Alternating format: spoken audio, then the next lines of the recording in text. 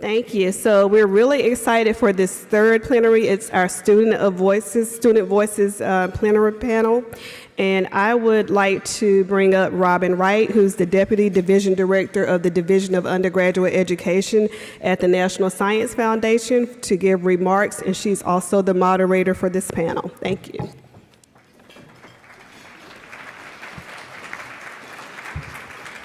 Thank you so much. I think for most of us, I would say the vast majority of us, the impact that we're going to have on the world and on science, frankly, is through our students. And so I'm very excited to spend all this time hearing the experiences of this panel of scholars and for them to share their truths with us and their experiences. But we have other scholars in the room, so I'm going to ask, if you're here and you're an STEM scholar, please stand up and acknowledge our appreciation.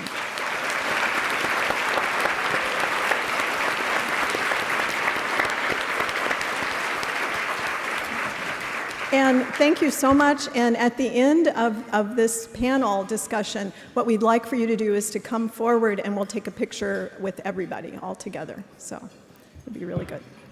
So we're going to start and allow each of our scholars to introduce themselves on the panel. So would you please describe who you are and how you got to where you are today, sitting in these chairs? Hello, my name is Rachel Zobel. I am currently a Master of Environmental Studies student at the University of Pennsylvania. I got here today by participating in the STEM program at Gwynedd Mercy University as a biology student, where I spent 4 years studying molecular biology and chemistry, and now I'm focusing on environmental biology. Is this on? Okay. So my name is Ivan Santos. I am a sophomore studying computer science at the Colorado School of Mines. And I got here by, first of all, just developing this passion for just math in general, and just applying that best application of math for me was computer science, and being a part of the program that I am back at Colorado, which is the PATH Scholarship Program for students to pursue a passion in computer science at Mines. And because of that, I developed relationships and I was able to apply for this scholarship, and now I'm glad I'm here. Hi, my name's Nicholas DiTomaso. I'm a junior chemical engineer at Michigan State University. I also have a double major in economics. I got to this point, I've always been really interested in research. I worked at Beaumont Hospital as a biobank researcher. I worked at the University of Pittsburgh as a rehabilitation engineering researcher. And then I worked with the chemistry department at Michigan State University for 2 years as a cancer researcher. And I was invited to the program after my sophomore year, so this is my second year in the cohort, and it's been a great experience. Got to meet a lot of other engineers with similar drive and motivation as myself. Hi, my name's Abby. I go to the University of Texas at Arlington, and I'm a senior studying pure mathematics. I was homeschooled my whole life, from preschool until high school graduation, and after that I went to community college for 2 years before I transferred to UTA. And I transferred initially to study civil engineering, and I quickly learned that I really didn't like engineering. I wasn't passionate about it, and what I was really passionate about was math, and so I changed my major to pure math. And it was during my second semester studying math that I learned about the STEM program at UTA, and I was accepted into the program. And that really influenced the rest of my academic career, because through participating in that program, I became really interested in research. And so this past spring, I started my first research project in computational neuroscience at UTA. And over the summer, I participated in the summer program in computational biology and biostatistics at Harvard. Hi, my name is Bianca Chavis. I'm a junior informatics major at IUPUI. My undergrad career started in 2011 at Ball State University, and after changing my major a whole bunch of times, I decided to go home and transfer to IUPUI in 2014, and I had a little rocky start there and left school to work and pay the bills and stuff. And then in 2017, I met with an advisor at Ivy Tech Community College, and she pointed me towards informatics as a major. In my second semester as an informatics major, I joined LIFT Scholars, and it's been excellent ever since. That's terrific. Well, we welcome you here today.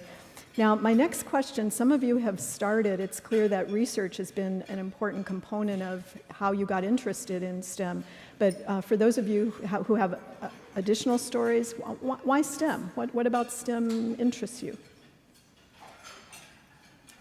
For me, it started in high school. I was kind of just going through the motions of high school, and then I was in an honors biology class, and it was the only thing that made sense to me, so I decided why not spend the rest of my life studying science. So, and then from there, I thought I wanted to go to medical school, and then I took my first ecology class, and I fell in love with bugs.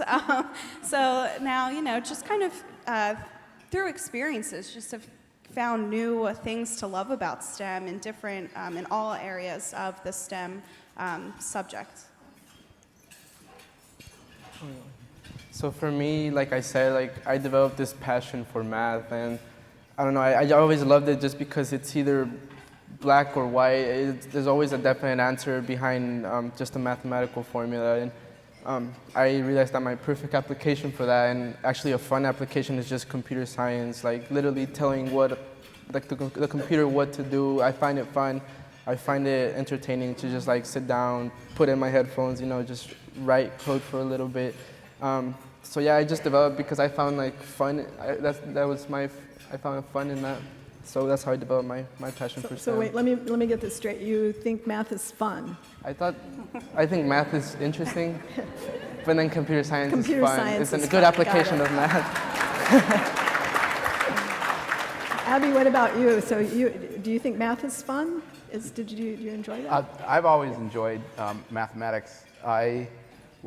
Originally I wanted to be a biomedical engineer, but that was not offered at Michigan State, so one of the admissions counselors recommended chemical engineering, so I was kind of pushed into it. But engineering as a whole, I was always very interested in it, but it wasn't really much of a choice. My parents pretty much made it clear to me that they expected me to be an engineer because I could do it. And I do really enjoy it, but to me it was less of a journey and more of a path. I don't know, that doesn't make much sense, but it wasn't much of there was only one, there was no fork in the road. It was a straight line, and I was just being told where to go. But it's worked out really well, and as I got down that path, I noticed there's a lot of different ways to go about engineering, and I've worked in with chemistry and with rehabilitation and biomedical in my research, and it's really opened my eyes to the amount of options that are out there in terms of engineering and related. I always knew that I was better at math than other subjects, so I knew that I wanted to get into a career that was focused in math. But for a long time, I just didn't even consider becoming a math major. I guess I hadn't met any math majors, and it didn't occur to me that all my professors had been math majors. So once I transferred to UTA and I met other math majors, that's when I really decided that I wanted to change to math. Yeah. For me, I never really saw myself in a STEM career just because I didn't really grow up, with computers and stuff. But it started with a job that I had a computer and a ton of free time. So just on a whim, I went to codecademy.com and just kind of learned how to code a little bit. And I was like, hey, I love this. So when I met with my advisor, I told her that I was interested in STEM, and then she told me about informatics. That's really wonderful. Now, this is open for any of you. Again, you don't all have to answer this question, but what is the best thing about your college experience so far? I can start with that. I think my favorite part of college is being introduced to other people who are passionate about things. When I first started, I really didn't understand what my degree would be used for or where I was going with it. And when I was able to meet with my professors and my advisors, and they I showed them that I was excited to learn, and they really responded with a great enthusiasm. And every time I go and meet with a professor, and it's a 45-minute meeting, and I get out and I'm like, well, I have to go to grad school now. And then I think about it, and I'm like, well, I can go a lot of different ways. And then meet with another professor, well, I should go to grad school there, So it's really amazing the enthusiasm that the staff has shown me, and I think that it's unfortunate that a lot of students don't reach out and get that same experience. Yeah, kind of going off of what Nicholas said, I've met a lot of students too who have really enhanced my college experience. So for me, that would be the best part, is just getting that support network and having that sense of belonging that comes with having a support network of my peers. For me, it would be just the freedom of being a college student. There's some days where I have class for only 2 hours a day, so it's kind of up to me to make the most out of the rest of the day. I can either go work out, have fun, or I can work on my homework. So just the freedom I get of being a college student has been the best part. I think for me, since I'm a graduate student now, I think my favorite part of college was failing, which I know doesn't make any sense, but there were many days where I didn't think that I was ever going to graduate college, and then I found myself getting accepted into my #1 graduate school, which still seems like a dream, and I'm halfway done. But so I think failing for sure taught me way more lessons than the A's on my transcript or the information that I understood in classes. So, and then your peers are also failing, which is really cool because you're not, so you're not alone, which was also a great part of college too, because you fail and you think it's just you that's going through it, and then you talk to everyone else and they also got a 22 on their molecular biology exam. So, Rachel, can you answer what's the best about graduate school? The best about graduate school are the connections that I've made. Definitely, so I'm in an environmental biology program, so I do a lot of field work, and I'm going to different sites all the time, spanning from New Jersey, Pennsylvania, I'm going to India, Puerto Rico. I feel like there are just so many opportunities in graduate school to further, of course, confuse me even more of what I want to do for the rest of my life, but I'm gaining so much more experience in graduate school. Okay, kind of the flip side of that, what's been your greatest challenge? For me, definitely leaving home. I remember every time I visit home and then come back, it feels like the first day I moved in. That's it's the same feeling every week or every other week when I go home. Coming back, it's still as hard as to let go as if it was the first day of freshman year, move-in day. So definitely letting go. But yeah, after the week passes by, I kind of just forget about it, and it comes again the following week when I. Maybe you should just not go home. No, no, I know your mama wants you there. Mine was just staying motivated, because between working and going to school and all the other things you have to juggle, it's really hard to not just continue going to school, but also do your absolute best at school and not just try to pass your classes, but try to do more than that. And along the way, I've found ways to stay motivated, and the STEM program has been really beneficial for me there, because it provided this peer support group of students who are like me and have the same goals.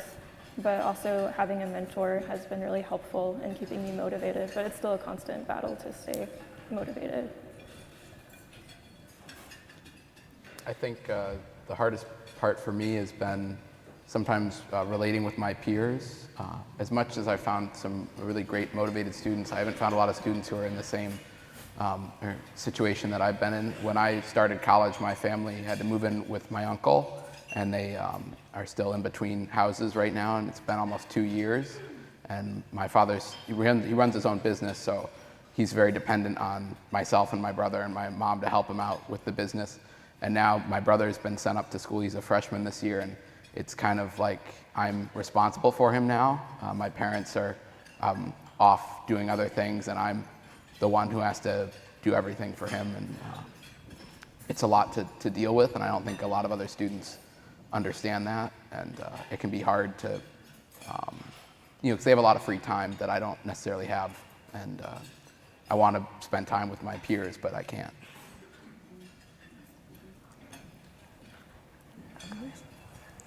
So what has been the most important resource that's been responsible for your success so far?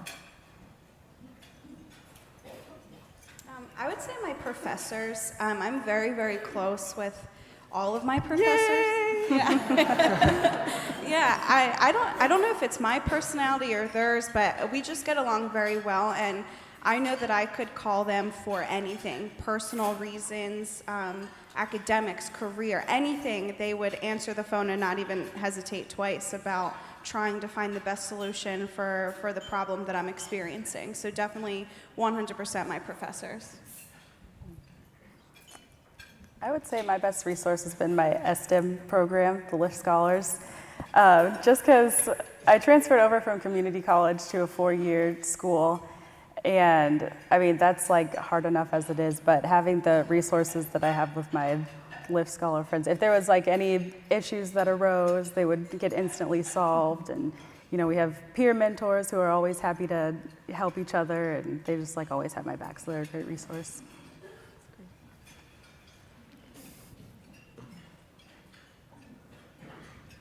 Okay, now this one might be a little hard question.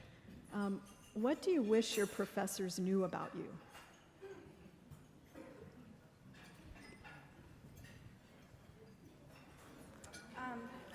Well, I tend to overshare. I think my professors know more about me than my own family does.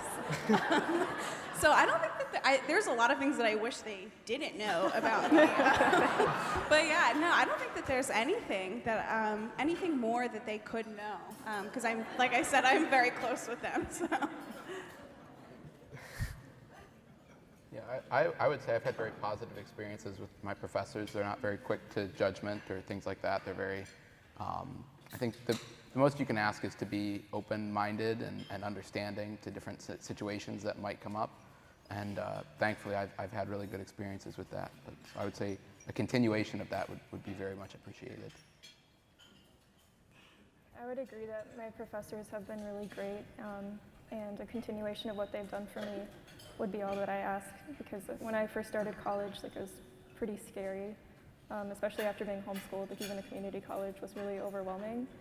And I still remember professors from like 4 or 5 years ago now just saying, like, I liked your paper, or you're doing really well in the course. And those little comments, they seem so insignificant, but they really impacted me at the time.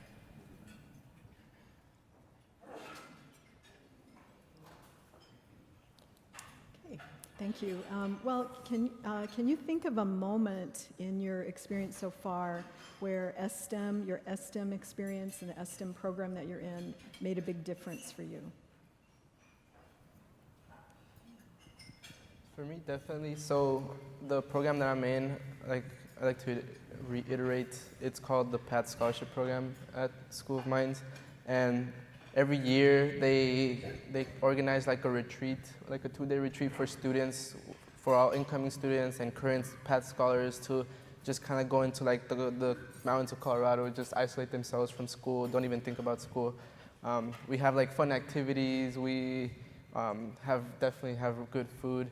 And for those 2 days, you just start making connections before we even start college. And because of that, last year, coming in as a freshman, I already felt like I was a part of the community even before I started college. And thanks to the retreat, that now I feel like I can bring that to incoming freshmen this year. And I did like a couple months ago where we had our second retreat, seeing like incoming freshmen coming, and sometimes I was in those shoes, and now giving back to the same program is something that changed me. So the social aspect and the support from that point of view is really important. Yeah. Yeah. Okay.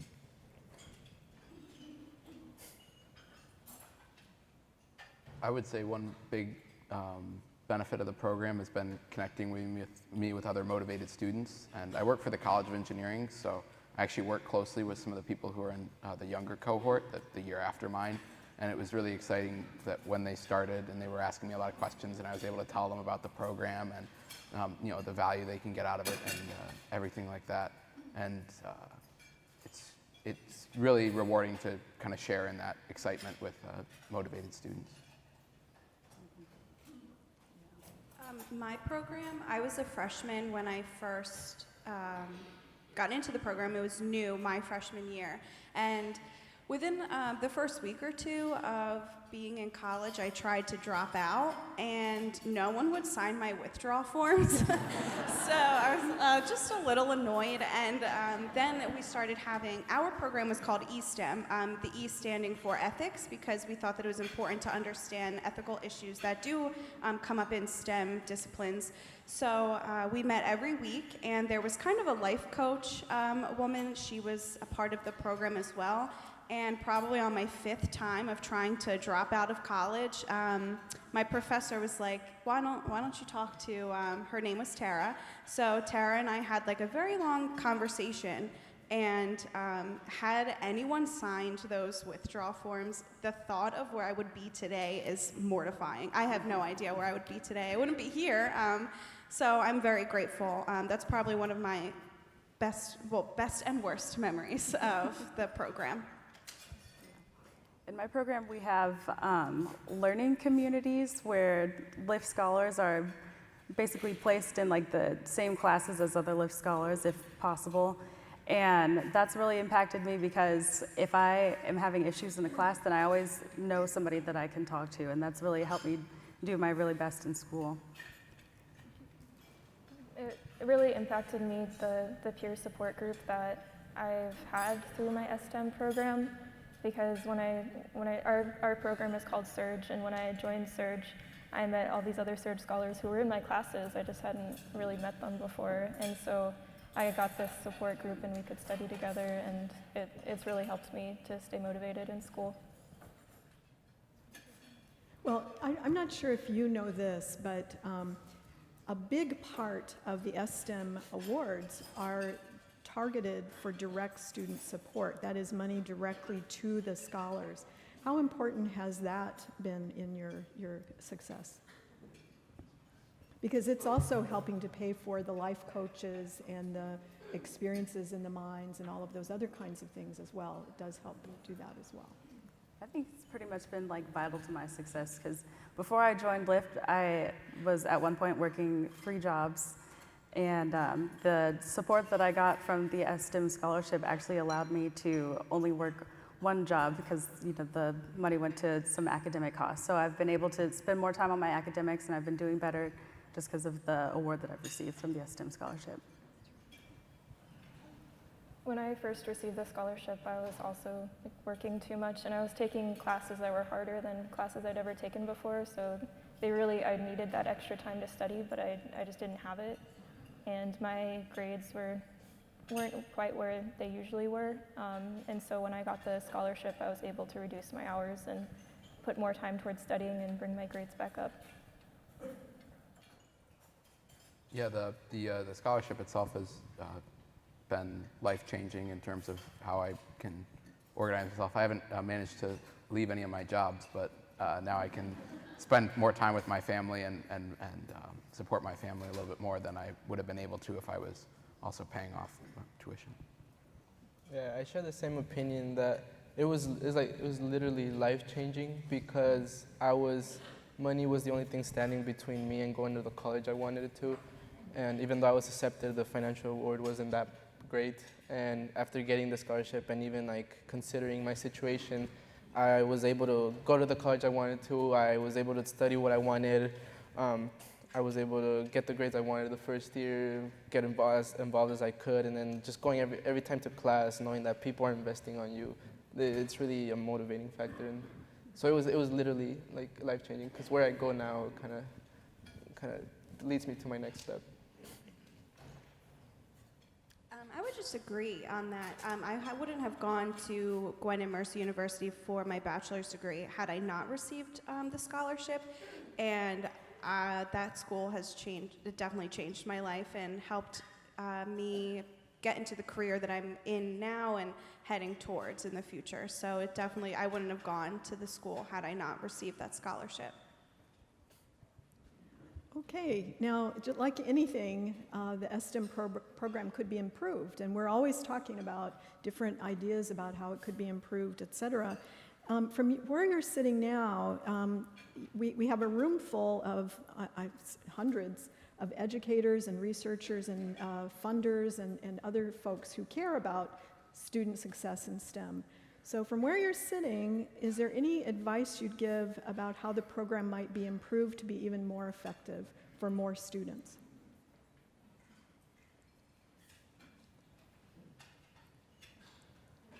I think I'd always like to be able to go to more of the events, and it can be difficult when we're just told that there's an event on this day at this time and this location, and there isn't much leeway. I think if possible, and depending on the size of the cohort, our cohort is about 9 students per year, so 18 active students.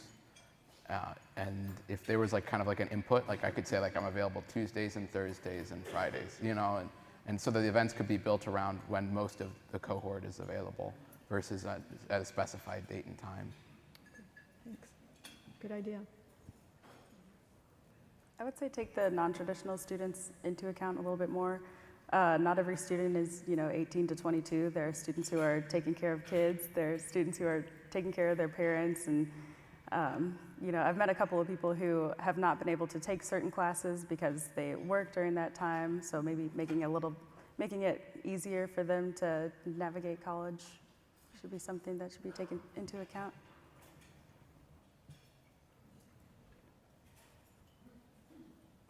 Any other advice?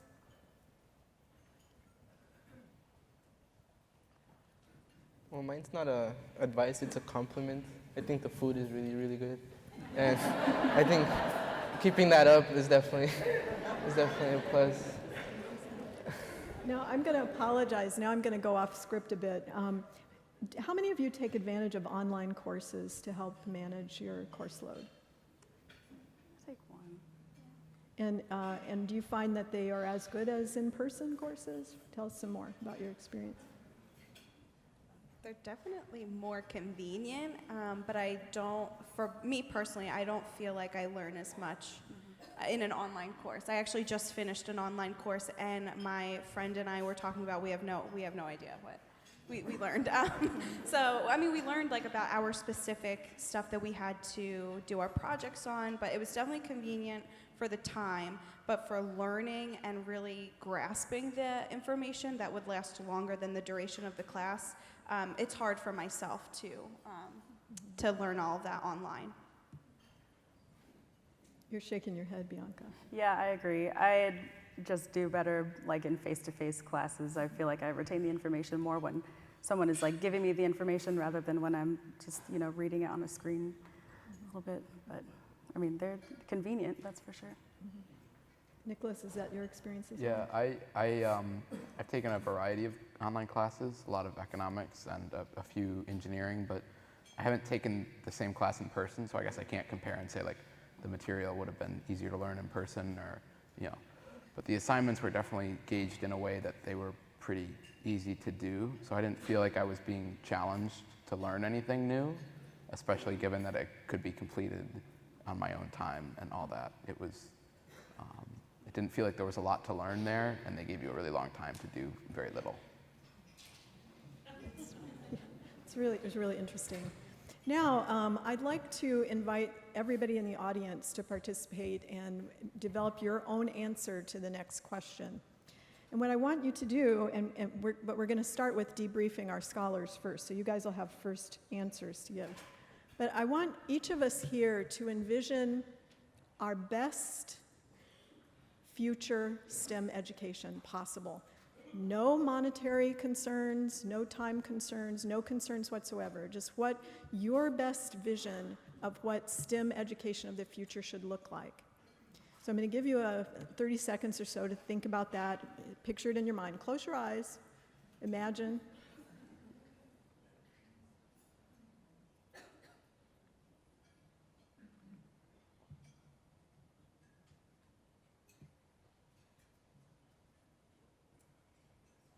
Okay, take out a piece of paper and a pencil, or you can just take your own brain, and in no more than 3 words, so 1 word is ideal, but no more than 3, describe what your vision is.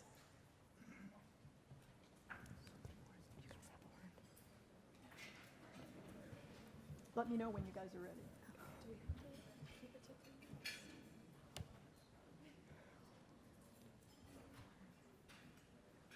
We're in Washington, D.C. It's like nobody pays attention after 15 seconds. That's why there's a three-word limit. You guys can get a pass. Okay, you ready? Let's hear what our scholars have to say. What should the future of STEM education look like to you?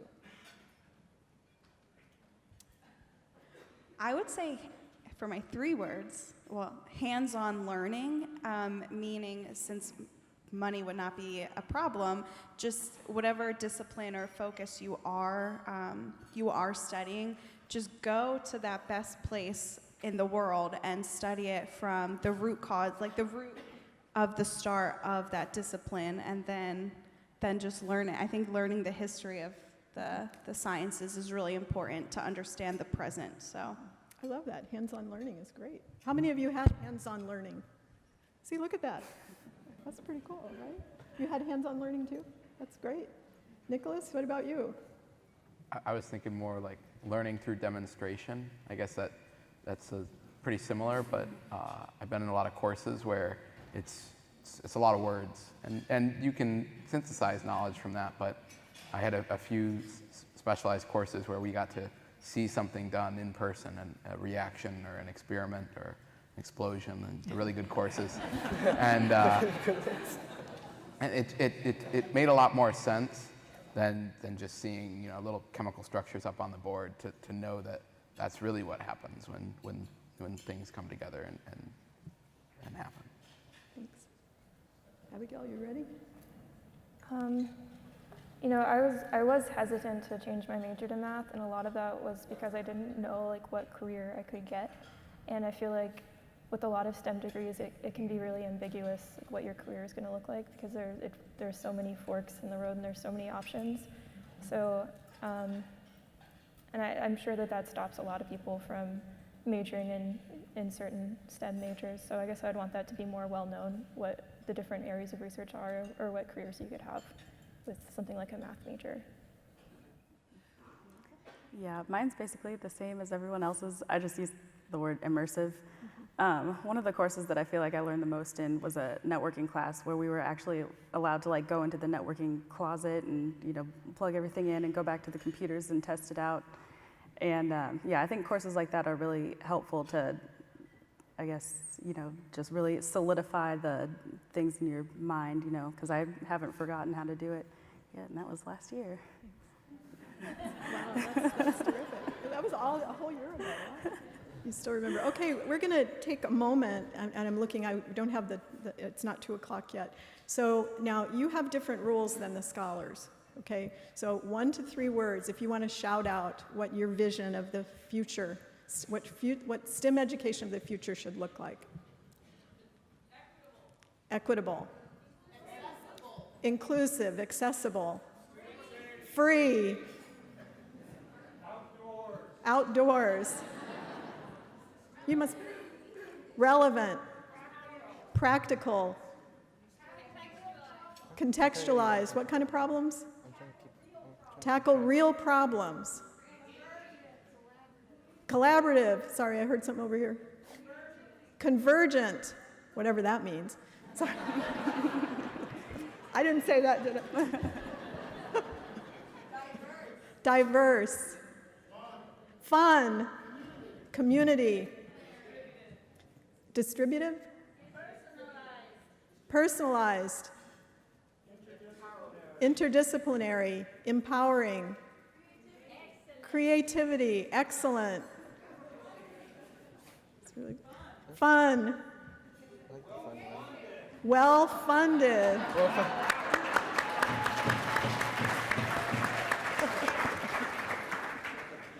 Yeah, okay. Any others? Forward thinking. Engaging, ethical.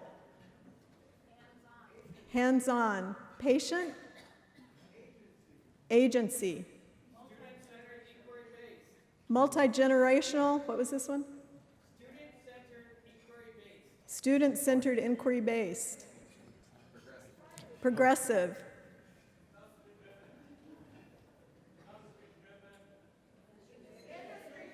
Oh, industry driven. Or career driven. I think that was one of the career. Sustainable. Innovative. Independent. Isn't this fun? This is really fun. You know, and I have to say, I was just talking with Shirley before this event, and we are not close to where we need to be, but I can tell you we are way further down the road than we were 20 years ago by a lot, and even 10 years ago. And so what I want to do is I want to give the STEM PIs and the staff and all of those who make this all happen a round of applause before I open it to questions from the audience. So thank you for the work you do.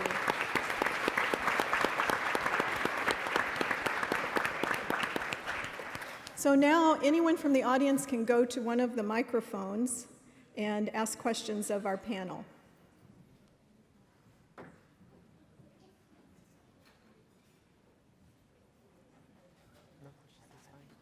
And I also may let the panel ask questions of you, so just be ready.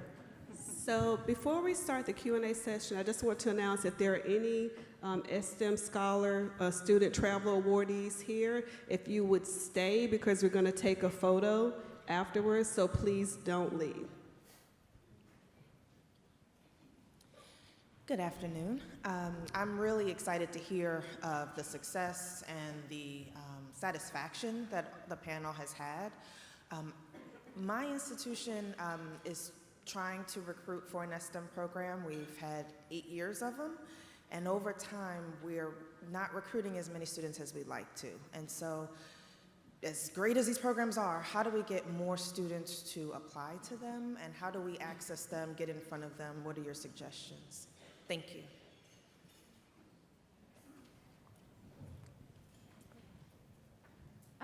I heard about my program through, I was very lucky, I heard through a family friend. So if I didn't even know, if I didn't know this family friend, then I wouldn't have even known this program existed. So I think reaching out to high schools, it sounds like a lot of work, but I think that it would definitely help. If I knew about it beforehand, I would have applied to many other schools offering the program. But in high school, I never even heard of the STEM or any programs such as that. So I definitely think reaching out directly to high school students would be very beneficial just to get the name out there. Yeah, I want to build on that because the cool thing about my program is that we have like ambassadors, so each student is kind of responsible to go talk to their high school about the program, and so I did that, and it's more likely for like a student to apply if they're hearing it from another student than if they're seeing the success they're having, so they might want to apply instead of having just another adult or teacher telling them to apply. Then they're more likely if they hear from another student. I think that's a really cool thing about the program I'm in is that we all serve as ambassadors for not just this program but the school in general too.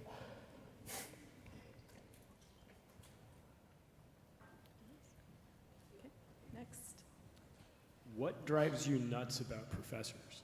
What drives you nuts about professors? What drives you nuts about professors?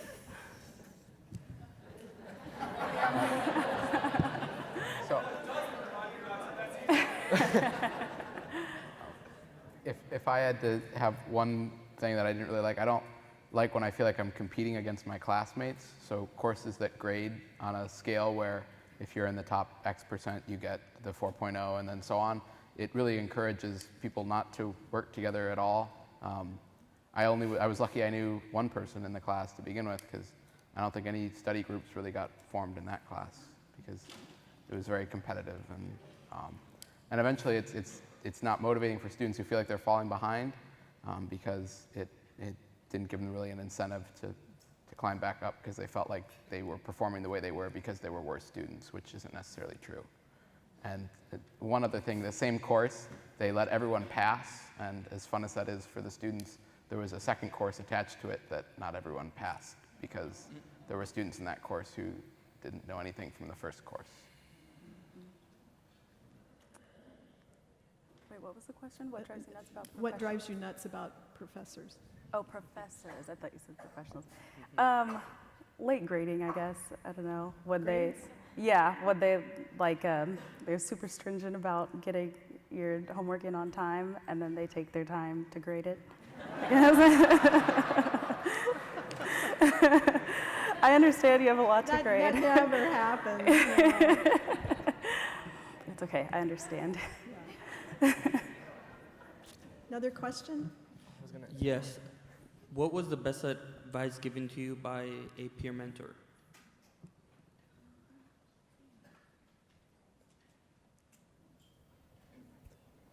I just gave them some advice. I don't know if they remember. What was my smile and say, I'm glad I'm here. And then you won't be as nervous. But anyway. Helps.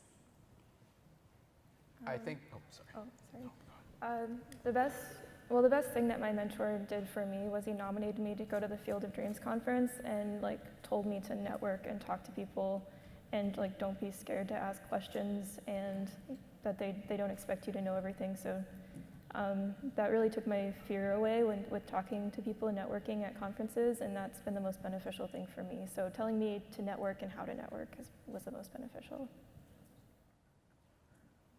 I think I've gotten a lot of great advice over the years, but some of the best was placing yourself and realizing that there are a lot of options and there's a lot of time left, especially as a college student in your career and everything. You have barely started, and it can feel like the end of the world when things don't go the right way, especially when you're used to being in very high intensity, high pressure situations, when you're dealing with a lot of external concerns. So knowing that one class isn't going to derail your entire career, or a couple of bad tests or bad weeks aren't going to be the end of the world, and placing yourself in a wider scope. Another question? So I'm curious, out of all, I know you all had different STEM programs and they vary by components, but out of all of those things that you got out of STEM, what is the one thing that you think had the greatest impact on your trajectory in school?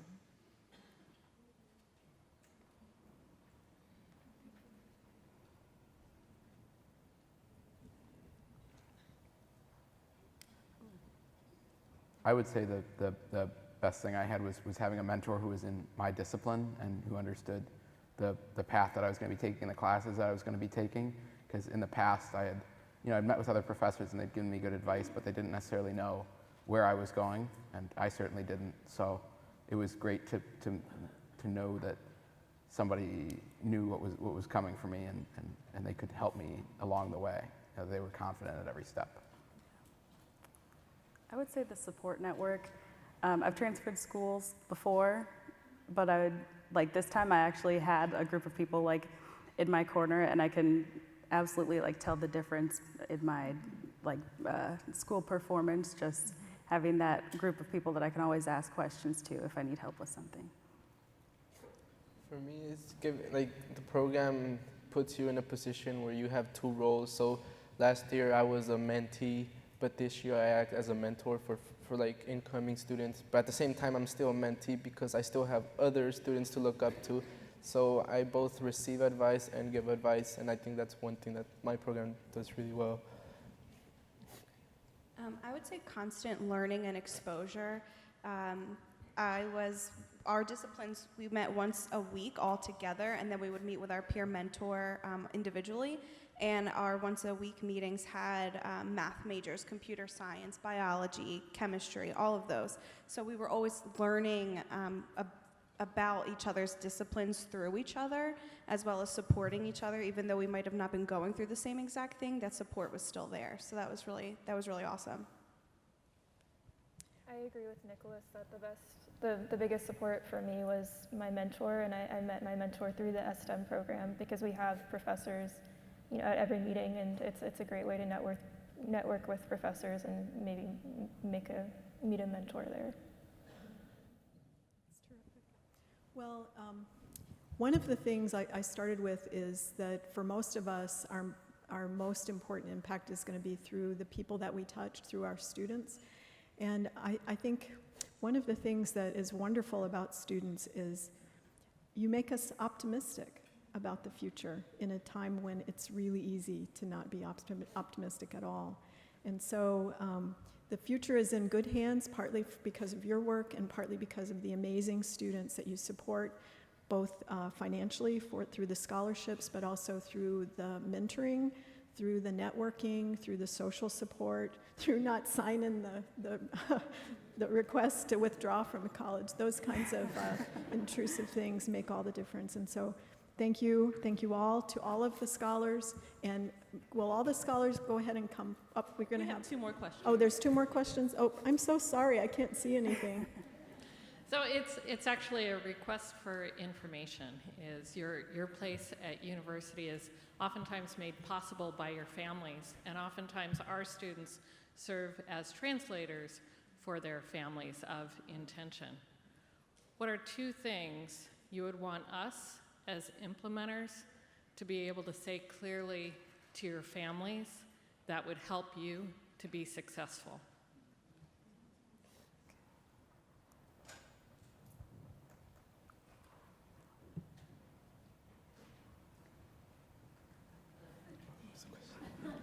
So I think the reason I thought about this is, Nicholas, the position you are in of helping to support family members is one that I see replicated on a daily basis. And oftentimes our students have the opportunities of being so supportive of their families, but that often runs in direct competition with being focused on their studies. And it might be easier sometimes for us to be the ones to say that directly to your families than for you to have to say it. So if you had 2 things for us to be really direct about, what would you want us to say? I think the most important thing would be that it can be a long path, at least 4 years of undergraduate and such, but there really is a prize at the end with the degree and the knowledge that's gained and the mobility that's created. And it's very difficult, like I said, to get out of that mindset of the immediate future and feeling like, I need to get this done this week or this month, you know, and everything needs to happen now. And knowing that it's going to feel like a long time, but at the end it's going to be worth it. And I was lucky that my parents understood that. They always made it very clear to me that I had to go to school and that no matter what, I was going to get a degree and that I'm going to finish. And it wasn't, I'm not just doing it for myself, obviously, but that it's a team effort. I would say to be direct. When I tell my parents about experiences like this, they're obviously really proud of me, but when someone else tells them how I did or the work I did over the program, or if the program is proud of me, then they're even more proud of me, and then I'm proud of them. And so it's a cycle. So for them getting different perspectives on my work is always the best just for everyone. And so yeah, I'd be grateful. If I can add one more thing real quick that kind of reminded me, I worked a summer at the University of Pittsburgh under a graduate student and her PI, and I worked with them every day. We were working on this project all the time, and I talked to them a lot, and they were always very supportive and everything. And then the last day we did a presentation of everything that we'd learned, and my parents were there, and I went off and I went and did something, and then I came back and my mom was crying, and she told me about what the PI had said to her, about what I did, and I was really worried. And then they said that they had a lot of praise for my work, and even though they might have expressed that to me on a day-to-day basis, it felt a lot different when they went out of their way to tell my parents about it, and that they were glad that I was there. It meant a lot. Hi, I just have one quick comment. That's really loud. I'd like the PIs to think about adding a parent academy to your STEM program. We have one at University of Houston, and it has been tremendous in helping the parents understand exactly what the students go through as a STEM major. So if you have any questions about that, please let me know. I'm at University of Houston, Donna Stokes in the Department of Physics. Thank you, guys. I have maybe a related question to the previous question. It strikes me that enrolling in college takes a great deal of trust, both in the institutions and in your professors. And I'm curious if you could speak either to like your own personal history of like, did you always have this sort of trust in the institution that you went to, or if you know people who have struggled with issues of whether or not they really trust, you know, what the university marketing department might tell them about where they're going.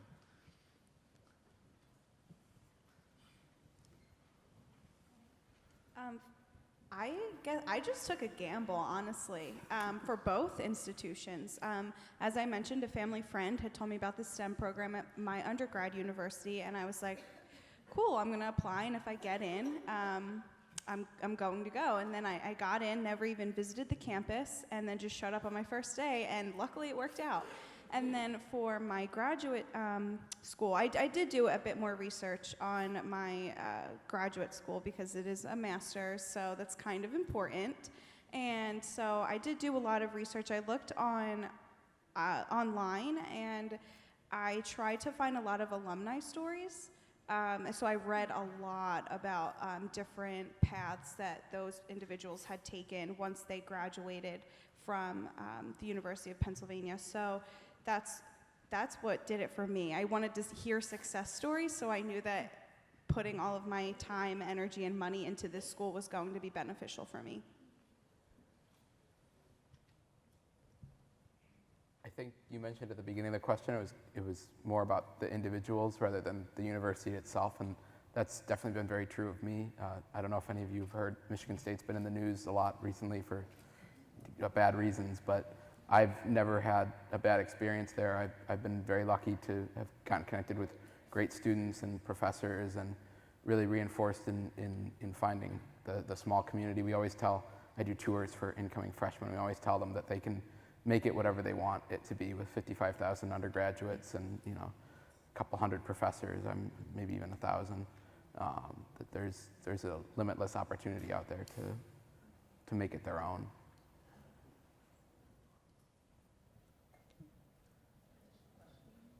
Over here? Okay. Is this, okay, y'all can hear me. So I'm a student myself, and I'm also a young woman of color.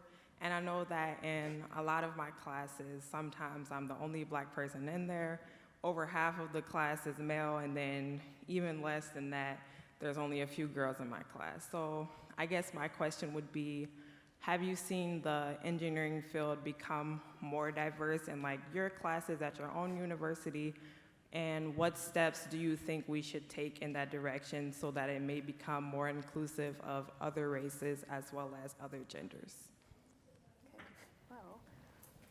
I'm not in the engineering field, but I do notice, like, as time goes on, like an uptick of people of color, excuse me, in my classes. And I know that there's like there are some clubs and stuff that you can join to meet like-minded people, which is what I've been doing because it can feel really lonely in your classes when you're, you know, looking around and you're the only person of color, because I can identify with that 100%. But doing extracurriculars that kind of align with what you're majoring in has really helped me out. And just like talking to people really, and talking to your professors and just, you know, finding out what you can do outside of the school as well, I feel like really helped with that. Yeah, so like I'm not, for me, that was one of my concerns going to an engineering school. So there was times where I was like the only like Hispanic in the class and like the only one who actually like spoke Spanish in the class. And so but just finding like your little society in school is always important. Like a story, like my first like few days, I heard some people like talking in Spanish and I went to introduce myself, and then from there I met other people, and then from them I joined the society. So like, again, just, and then now encouraging other students to apply that come from the same background as you is always important. And I have seen an increase in like the amount of, like in the diversity in engineering at my school, which is a good thing. We're good? Okay. So thank you once again the future is in good hands. And would all the STEM scholars come forward for your photo, and we'll say, done for the day.